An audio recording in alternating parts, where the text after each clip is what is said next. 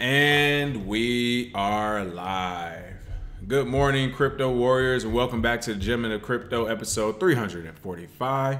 Today is Friday, February 15th, and I'm King. And I'm Bitcoin Zay, and we are here to bridge the gap between cryptocurrency and the community, Monday through Friday at 10ish. At 10ish. And today we have a few top stories coming at you. The first of which will be Make Bitcoin Fun Again. New Lightning app lets you buy pizza with Bitcoin.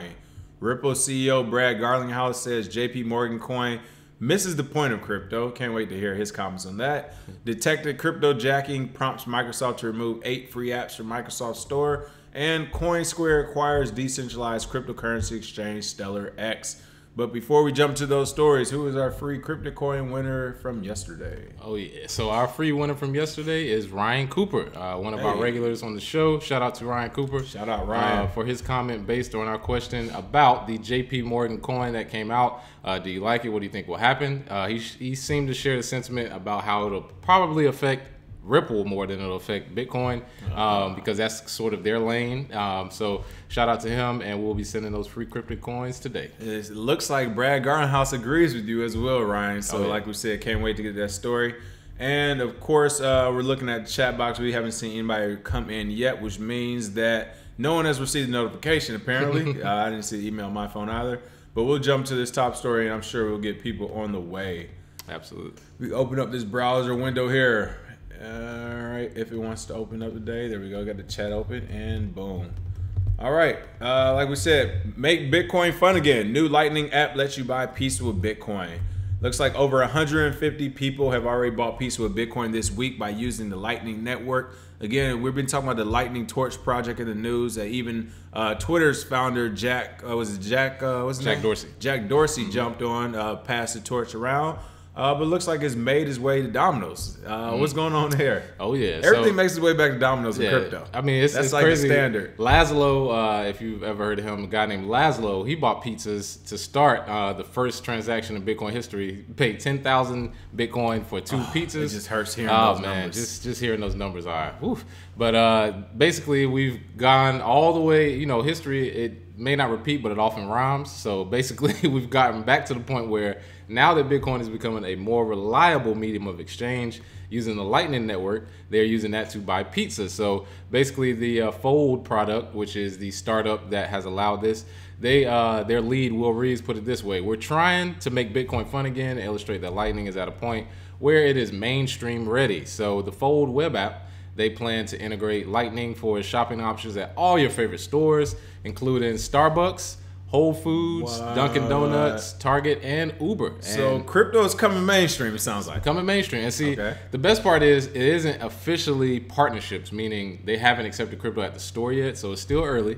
You can still use the Lightning Network to pay, and someone will pay for it on your behalf. So it's still that little intermediary there. But once, I believe this is a good test case, once they see that Lightning payments are quick, fast, 0% transactions, anybody can make it around the world, I believe one of these companies will bite, and that'll open the floodgates, in my opinion. That's pretty cool. Oh, yeah. And it said that Fold currently serves 1,500 monthly users, facilitating roughly 35,000 total Bitcoin transactions since launching their app in 2014.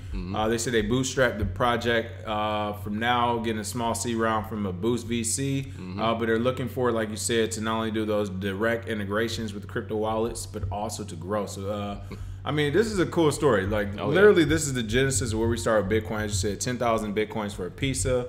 And now we are buying pizza through the Lightning channel. Man. So for all those who said it didn't work, the tech was taking too long, even though it's like only been operational for how many months now, is getting off to a great start, as we can see. And some quick shout outs this morning. Good morning, Clarence Dennison, Crypto Ty. Crypto Ty said you all been on time lately. What happened to 10ish? Listen, 10ish begins at 10 and can go anywhere to 10:15. It's like college class, all right? After 10:15, we're not here. It's time to log on. Closing the door.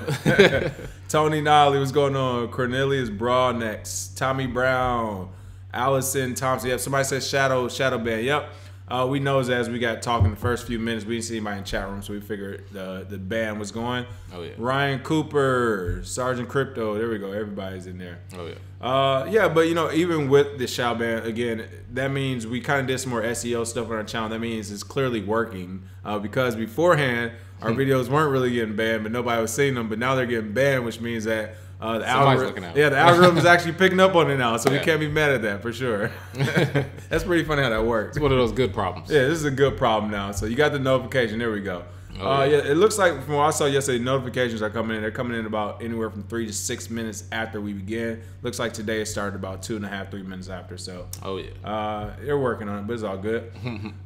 Next story up, again, kind of going with that question of the day yesterday, but Ripple CEO Brad Garlinghouse says JP Morgan coin misses the point of crypto. Wow. Talk about a change in events when Ripple becomes the person who calls out JP Morgan. Man. As reported, JP Morgan Chase revealed his blockchain-powered JPM coin yesterday, saying the asset will initially be used to increase settlement efficiency in select operations.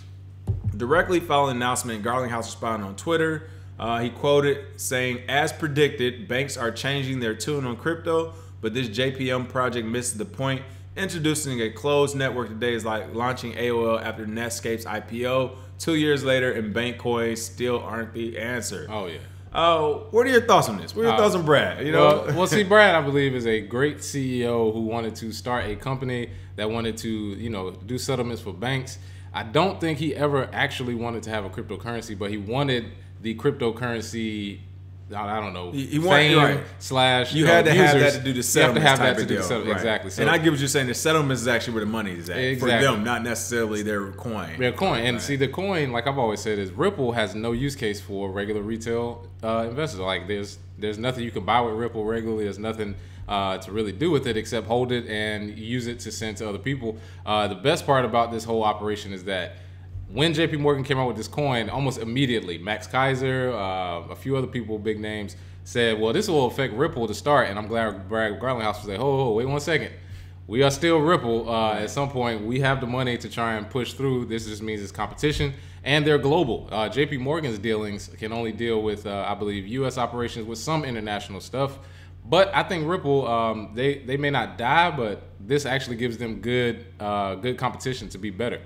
So shout out to Cashta, who's one of our resident Ripple lovers. Not saying the project's dead, but Brad Garlinghouse has basically came out and said, hey, bank coins aren't the answer. So if you're going to do transactions, this is definitely not it. I mean, we agree with him. So. And the thing though as well, JP Morgan also, they said that the reason why they were doing their JPM coin was to increase settlement efficiency. For one, you don't need a JPM Morgan coin to do that. You can already actually increase your settlement efficiency inside the United States at the very least without even having a blockchain, people. Without doing anything blockchain related, they can increase the efficiency, but it doesn't make sense for them to do. They will lose money doing that.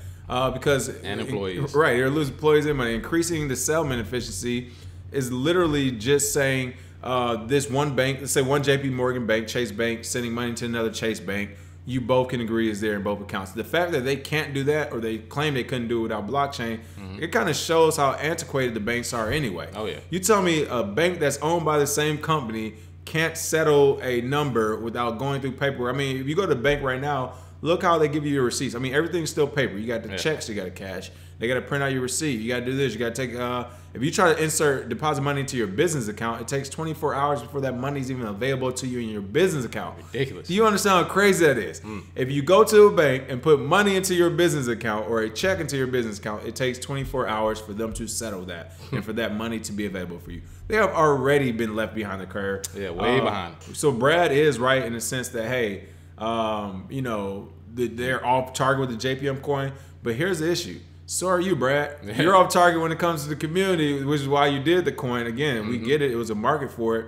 But you can't be mad when the same people you are actually targeting for business realizes, hey, we don't need anybody. We could just do it ourselves as well. Yeah. And that's what we're seeing here. But I hate the fact that JP Morgan's getting a lot of press. However, I think it is good that we see it simply because people will start saying to themselves, oh man, the banks were late on something. The banks, they thought of it after. You know what I mean? As long as they don't try and change the narrative and people believe it, it's like, hold up. So all these, I mean, because I have friends that are bankers in Charlotte right now. I didn't call them and, laugh at them, but I said, I told you this 3 or 4 years ago. It's a couple. There's a few of them. I'm like, I'm trying to explain to you why you don't know what's going on in your bank. any more than I do, and I probably know more simply because I read their end of year reports, and they talked about Bitcoin since 2014, and some of you all didn't even hear about it until 2017. So they've had plans in the works. Wells Fargo, Bank of America, they have patents. JP Morgan, none of them are. I mean, Goldman Sachs, they've invested in companies. Yeah. But now that they have a cryptocurrency at a bank, this should show people, look, the regular people they've been lying correct. to you. They've been lying to you. You're wrong. If this is nothing else, it's a demonstration in how much they lie to you and then turn around and do the same thing. Because we can bring up Jamie Dimon videos from everywhere where he talked about cryptocurrency being dead, it's over. Then he creates his own. I mean, it's literally like the dude who says he's over his ex-girlfriend, but he constantly brings her up and talks about her. Right. And you're like, no, you're not. You're going to try and find something similar. Sort of like Reggie Bush, you got Kim Kardashian lookalike. Hilarious. You're going to go back and do the exact same thing. Can't believe you said it. that you said you didn't want before. So it's just a test in human psychology, and one of those things that we're glad to be right on it, but we're also mad we're right about it because it's here now. Well, it kind of goes, and I think this is about late last year, sometime last year. Someone that was working like capital management, assets, and all that, whatever the title is at Goldman Sachs, they were telling me the same thing about how we're all based with crypto. We don't know what we're talking about. Crypto, it's not going to be doing anything. Banks won't adopt it, all this other stuff. And literally, this is what I told them. I was like, it won't be long before Goldman Sachs is fully up and running with their own crypto everything. Own crypto desk. And literally, we see them with the crypto desk now. We see JP Morgan Coin. So like I said, I mean, I feel like it is satisfying. If anything, I can't wait to see the same people who claimed, everyone in crypto is so off base, or this is conspiracy, or these things couldn't happen. And literally a year and a half later, after a big pump and dump, because that's what Jamie Dimon did. He pumped and dumped. He manipulated the market. I think only one country held him accountable. It was like Switzerland and Sweden. I can't remember which one, but they probably held him accountable because they lost a lot of money in it. Shout out to them. No one else held him accountable, but that's what it was. It was market manipulation. Again, it's nothing he's not accustomed to doing. They all do with the banks. But I think, this is something, if you've been in crypto for a while, you should savor this moment.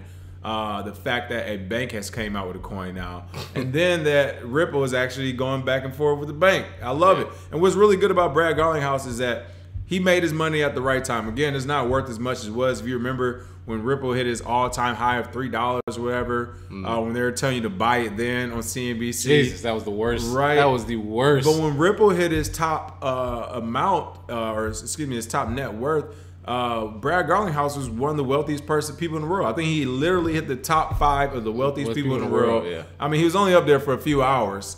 But I understand where he's coming from. He probably feels like, hey, Jamie Dimon, look, I got more money than you at this point. Yeah, like exactly. Your chance to kill us, your chance to kill Ripple was last year. Your chance to kill Ripple was when you went on 2 years stage. ago, yeah. Yep. When Jamie Dimon went on stage and said Bitcoin was a fraud, that was your moment to go after Ripple and to kill that type of competitor. But since you've already said those things and you came back, and Brad has made a lot of money in the meantime, I see why he's literally making quotes right back at the J. I mean, do you think Ripple would have made a quote, or anybody would have paid attention to it for that matter, 2 or 3 years ago to JP Morgan chasing their CEO? Nobody would have paid attention. Nobody would have cared. But now that Brad has that, I might run for president because I'm a billionaire money, all of a sudden his point, is a little bit deeper these days. So it's pretty cool to see. Yeah, this is a great discussion we're gonna have. It's gonna go on for a while because when Goldman Sachs coin comes out, we're gonna basically be like, well, it's here now. I tell you what, these conferences are about to heat up in the next year or so. I mean, it's gonna literally wait for next. You're gonna know it's gonna be people at the conferences in suit and ties, and then people with hoodies and fitteds, and it's like, all right. I know where the crypto people are at, and I know where Wall Street just entered from right as well. They had their little leather briefcase, triple strap, make sure nothing falls out. Oh yeah, and Crypto Q, you're correct. I always say it, the banks are eating themselves. They are reactionary. They do not have a innovative bone in their body. They literally wait for something to happen and then react against it.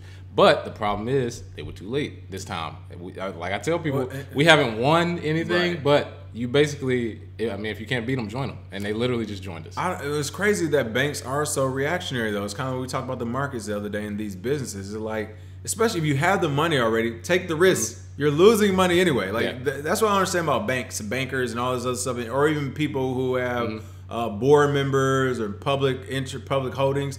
It's like most of these companies you lose already. Like especially banks, you lose money 100 different ways already.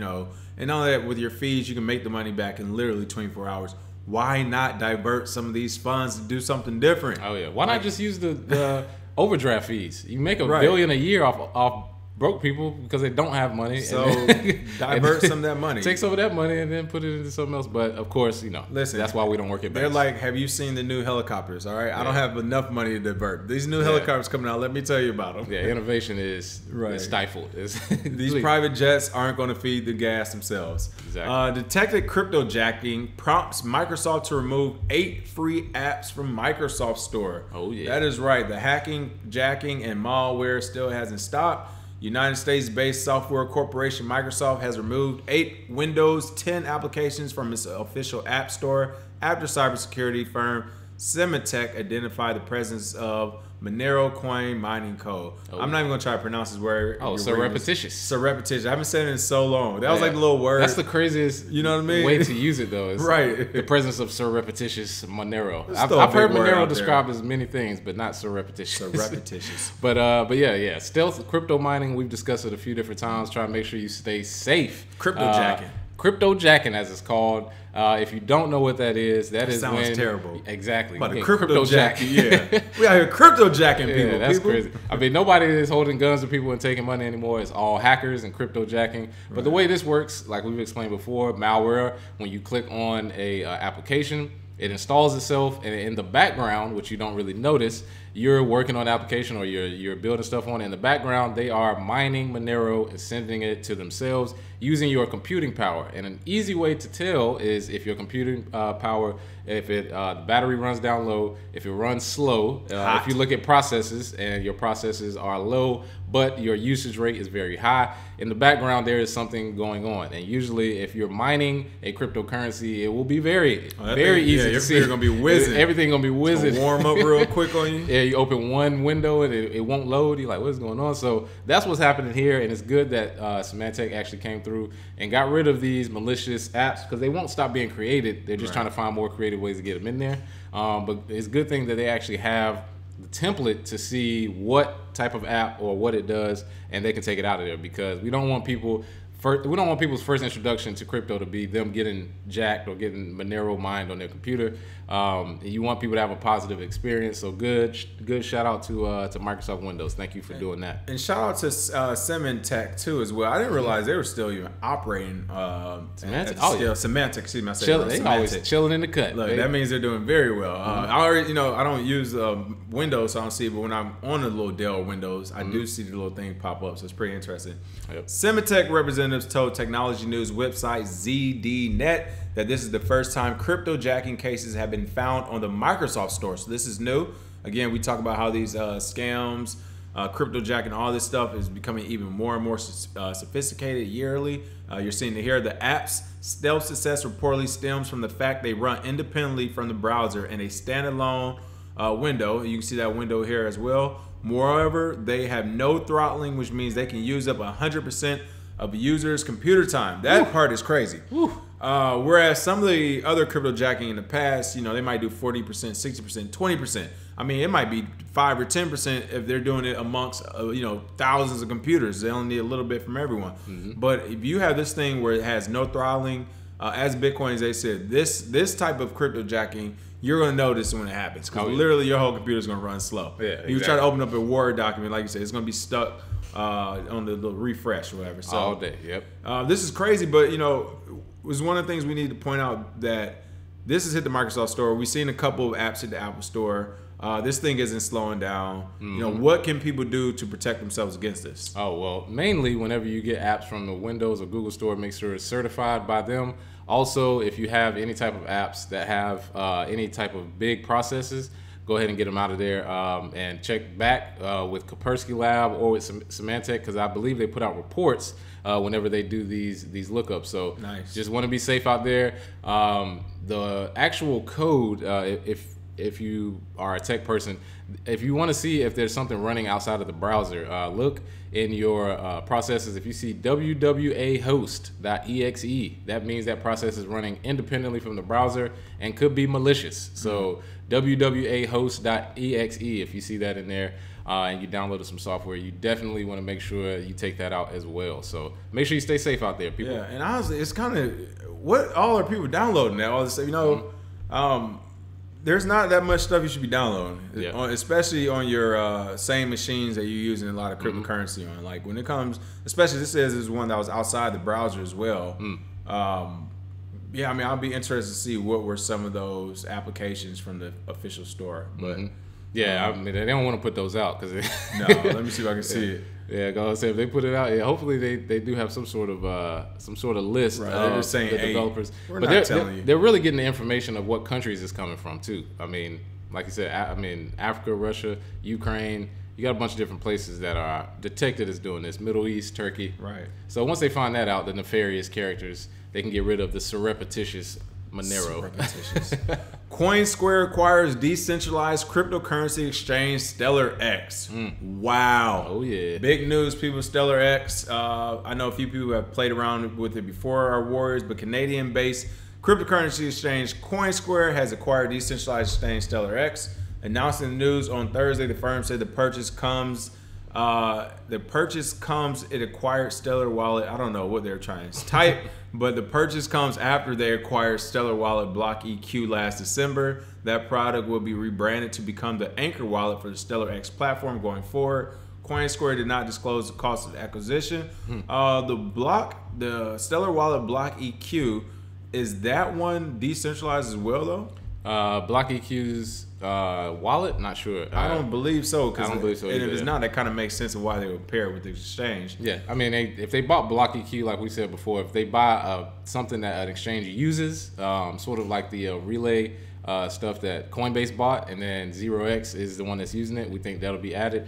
That's sort of what Coinsquare did. They got the wallet first, then they acquired StellarX, which is a decentralized platform. You can use Stellar to send money for 0% fees. So this is pretty big news. Coinsquare is the biggest exchange in Canada. So they are definitely getting in the game where they're trying to purchase different. And this kind of shows too that StellarX is a company. It's not necessarily a cryptocurrency. This is an invention of Brad Garlinghouse, who also invented Ripple.